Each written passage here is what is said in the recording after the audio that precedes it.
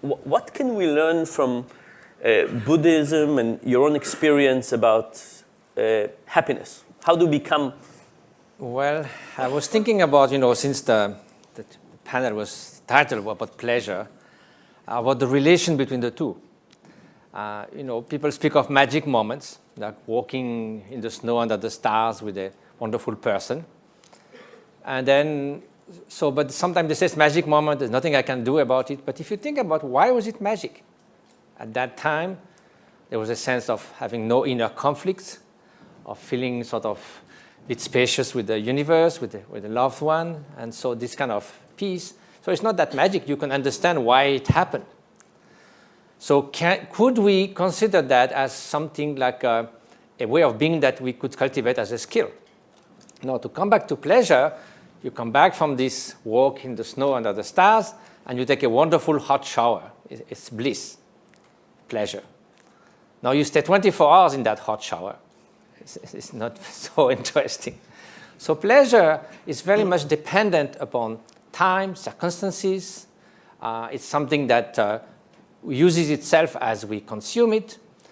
And if it's on top of that, you add craving or grasping, then somehow it dims the feeling of deep satisfaction. Actually, you can enjoy something pleasurably, and in the brain, you build up the wanting circuit, which is different, and at the end, you may experience something that you want without feeling pleasure. That's called addiction. So in a way... So just to understand, so you're trying to separate happiness from pleasure, and you say pleasure is much more temporary? Well, pleasure is, you look for pleasurable sensations, and so those are very vulnerable, let's say, to outer circumstances. And basically, if you are keeping on trying to renew that all the time, and this is the recipe for happiness, it looks more for a recipe for exhaustion than happiness. So let's take happiness now as a way of being. So a way of being which is not just happiness on its own, but a cluster of human qualities. That is inner peace, inner strength, inner freedom. It is loving kindness, compassion, friendship, resilience, inner courage. And those are things that the more you experience them, rather than pleasure, the more actually they get deeper and stronger, because it builds up something. So in the end, you end up with inner resources to deal with the ups and downs of life, no matter what happened, at the opposite of pleasure. So it builds a platform in life on which you come back. After winning the lottery, you come back, or even go below. If it's a drama, you also come back to that platform, but you raise that platform as a skill. So now, it's also something that gives you a sense of confidence that you can go through the ups and downs of life. So therefore, you feel less vulnerable. You feel less threatened. You feel less protective. So you also naturally will open more to others. So that element, I think, especially the notion of loving kindness, altruism, compassion, benevolence, those are key components to genuine happiness. And it's not necessarily pleasant. We were talking yesterday while taking a walk, that can it be compatible with sadness? So if it's pleasure, no way. But you see an injustice, a massacre, it's incredibly sad. But you can keep the sense of courage, of determination to change that, of compassion, of sense of direction in life. And so you will treat that in the best possible way, in a constructive way. You will not fall into despair. So it's compatible with what I call a way of being, which is flourishing and well-being, even though it's very unpleasant. So in that sense, it is different. Yeah. So I want to find out how you do this, because it sounds interesting. I mean, it sounds promising. But so here's my kind of big struggle with pleasure. There's an analysis of people who've been climbing mountains. And when you read these stories about mountain climbing, they seem like stories of pure misery. You would think it's elation. No, first of all, it's really dangerous, but it's frostbite and hard to breathe and hard to walk and injuries and so on. And from these descriptions, you say somebody just did that, and they go to the top. They will say this was the biggest mistake of their lives. They'll go down and never do it again. And from then maybe just try to get simple pleasures out of life rather than this horrific experience. Nevertheless, people finish climbing big mountains in the Himalayas, and they go back and do the same thing again. And it's the kind of pleasure that looks to me like it's not captured in our day-to-day thinking. It's a pleasure that comes from achievement, and it's a pleasure that comes from competition. It's a pleasure that comes from overcoming challenges. It's a pleasure that comes from pain and misery in some interesting... You know the idea of flow. Yeah. It is not so much the competition. I think flow is something that you are fully engaged in. You forget yourself. It's just challenging enough that you have to put the best of yourself, and not too much that you panic. So it's not boring and not stressing. So flow can be achieved through mountain climbing, or a surgeon or an artist. It could be achieved also through meditation. It's flow without action. So a continuous stream of experience which has a quality, a sense of flourishing, that the time takes another value. When I sit in my hermitage, some people say, it must be so boring, sit months alone in the hermitage. Don't you feel lonely? Don't the time seems long? Actually, you must have access to all Paul's movies when you sit there. Well, but I find the time so rewarding. Just, before lunch break, 15 minutes, it's like a stream of melted gold. I have these 15 minutes to just go deeper in trying to generate compassion and all that. So it is a kind of inner flow.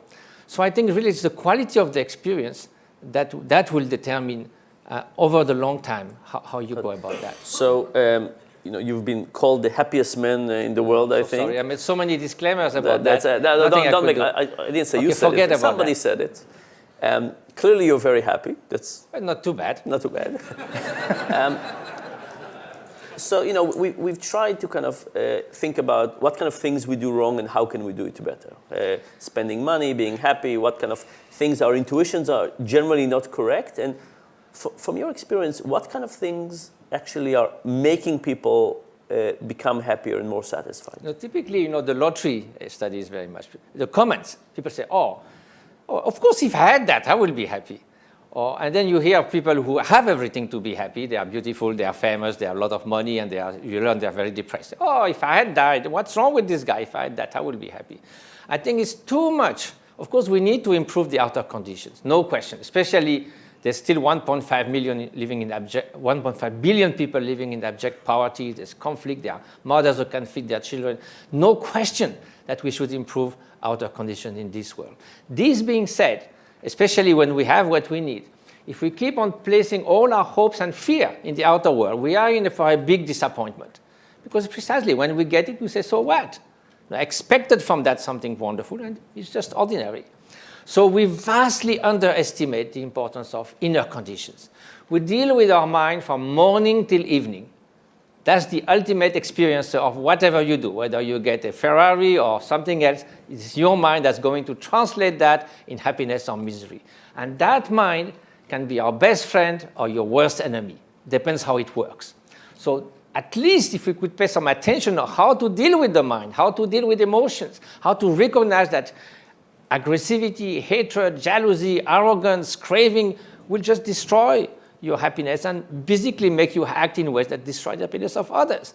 And if you find out that loving kindness, compassion, cultivating inner peace, the simplicity of the present moment contribute to flourishing, and then you will be a person that will be happier to be with, and you will be, that transformation will lead you to serve better others, then you realize that cultivating as skills those inner conditions matter tremendously. I buy it, but how do you do it? So what do you, okay, so I want to be less jealous. How do you learn chess? How do you learn to read and write? How do you learn to juggle or play the tennis? You practice. So we do have this unconditional love feeling for a very dear person for 15 seconds or so, and it comes back and goes. But who sits for 30 minutes cultivating loving kindness? Very few. We go at 5 o'clock in the morning on this. We have email all the time. On this bicycle, that goes nowhere, not even in the kitchen, because fitness is good for your health. Why there's no compassion gymnasium? My friend Paul Ekman said we should have compassion gymnasiums every block. We should. So, No, so how do you give us a specific example? So how do you practice compassion? so let's say if you want to practice loving kindness, you should start with something easy, someone you really love, so you don't have to try to absolutely have loving kindness for a dictator or something, or someone even worse that is your next colleague at the office. So you start with that, and you have this natural love and feeling of embracing, and just you want anything but that person. You want only that person be happy, be safe, be flourishing in life. And then instead of having few thoughts, you let that fill your mental landscape. If it declines, you revive it. And you don't do that just for few thoughts. You try to extend that for 10 minutes or 15 minutes. Or you repeat it several times in the day so for a few minutes. You think about that person and you think about all the wonderful things you want. Not only that, but you try to grow a genuine loving sense of love. Not just thinking again, but just it's a trigger. And then after that, you think, well, I don't wake up in the morning thinking, may I suffer the whole day, and if possible, my whole life. So does that person, so does that person, so does that person. So I project myself in your mind, in their mind, and I say they may be deluded in the way they try to find happiness in the wrong place, but basically they don't want to suffer. So if I value my own happiness and that of my child, I start valuing them, I see the interdependence among all sentient beings, and suddenly I can extend that. So then comes something that is very rewarding, is that sense of connectedness, of having this natural benevolence to others, that readiness to be at service when occasion comes.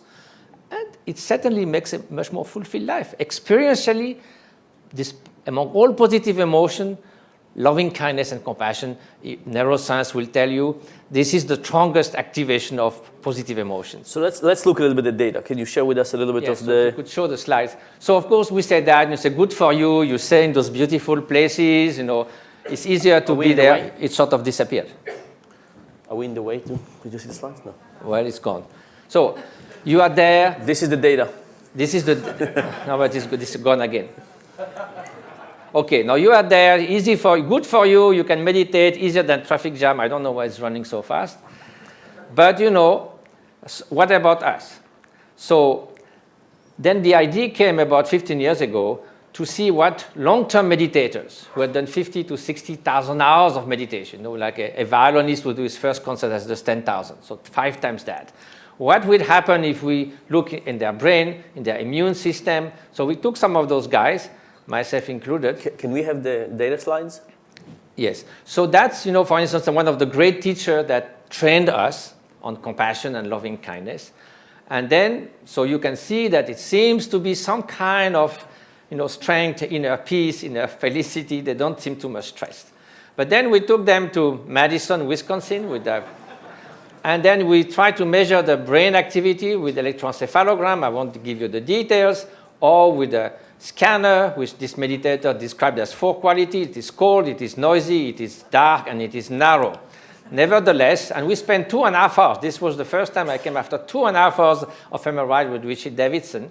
But what was found with experienced meditators, you see the curve below, those is the novice group. They did 1 week of loving kindness meditation. The pink line is when they rest.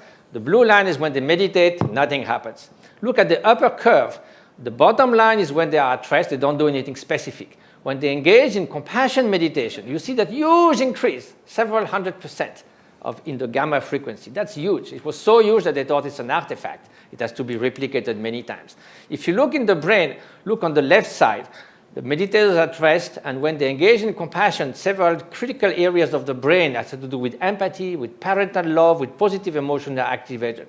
On the right, this is novices at rest, nothing happened. In meditation, nothing happened. That shows the effect of training. So what does it, let's go back to the previous slide. So it tells you that meditators are able to have basically brain control over compassion. Yes, and well, empathy. what I was just going to show next actually is if you ask them something strange, to meditate 30% of compassion, 60%, 90%, that seems odd, I give you 30% of my compassion only because I don't like you, or I like you very much.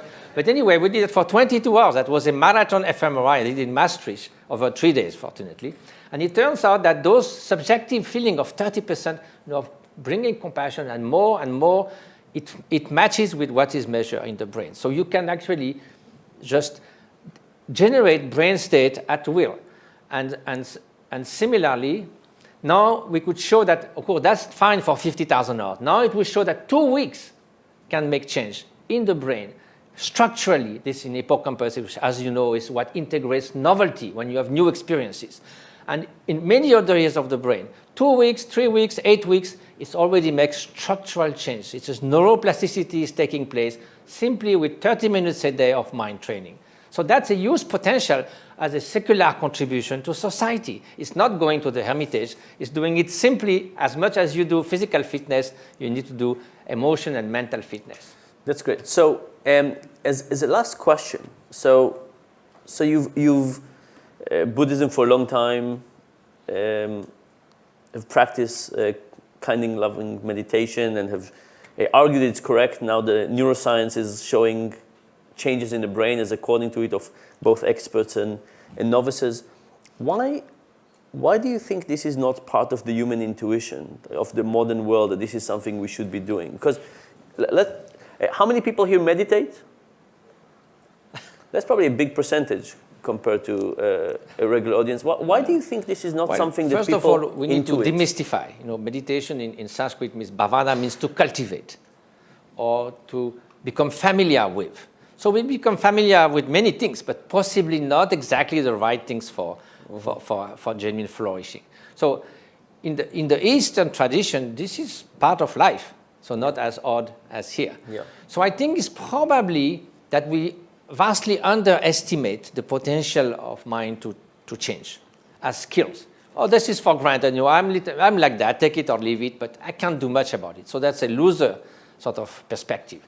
But what neuroscience shows, and that's why that collaboration is so fruitful, is that neuroplasticity can happen at all ages, and it starts within 2 weeks, and it certainly makes a difference.